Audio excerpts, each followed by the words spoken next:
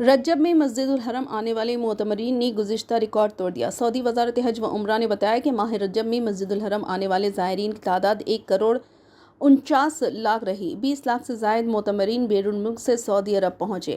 مسجد الحرم اور مسجد نبوی کی دیکھ بھال کے امور کی جنرل اتھارٹی نے اعلان کیا ہے کہ رجب کے مہینے میں 14.9 ملین زائرین نے عمرے کی سعادت حاصل کی۔ بیان کے مطابق سابقہ اعداد و شمار کے تناظر میں اس بار ماہ رجب کے مقدس مہینے میں عمرہ زائرین کی تعداد میں ریکارڈ اضافہ ہوا ہے۔ ماہ رجب کے دوران غیر معمولی رش کے پیش نظر مسجد الحرم میں طواف اور سعی کے لیے الگ راستوں کی منصوبہ بندی کی گئی۔ ان زائرین میں مملکت کے اندر اور سعودی عرب سے باہر آنے والے افراد شامل ہیں۔ سعودی پریس ایجنسی کے مطابق ان اعداد و شمار سے ظاہر ہوتا ہے کہ مملکت سے باہر 20 لاکھ سے زیادہ افراد یہاں آئے جن کا تعلق اسلامی اور بین الاقوامی ممالک کے ساتھ تھا۔